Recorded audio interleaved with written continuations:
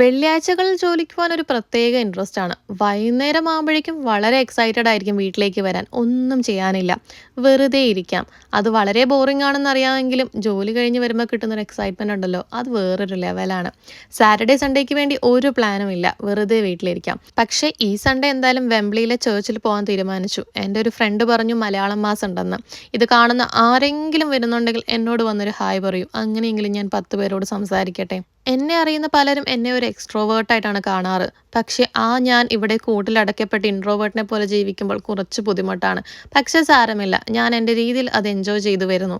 എന്നാലും ഒരവസരം കിട്ടണമെങ്കിൽ കിട്ടിക്കോട്ടെ എന്നോർത്ത് പറഞ്ഞതാണ്. ഇന്ന് ഹോസ്പിറ്റലായിരുന്നു വർക്ക് ലൊക്കേഷൻ. വർക്കെല്ലാം കഴിഞ്ഞ് ഫിൽറ്ററൊക്കെ ഒന്ന് ചേഞ്ച് ചെയ്യുകയാണ്.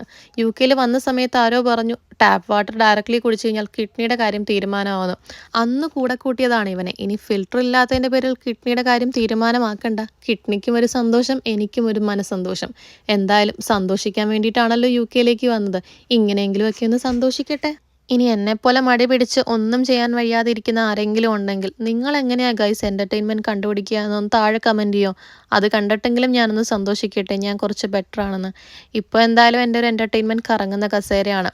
താഴെ ആരോ ഉപേക്ഷിച്ചിട്ട് പോയതാണ്. ഞാനത് ഇങ്ങോട്ട് വന്ന് കറങ്ങിക്കൊണ്ടിരിക്കുന്നു. ഇതും ഒരു സന്തോഷം. അപ്പോൾ നമുക്ക് അടുത്ത വീഡിയോയിൽ കാണാം.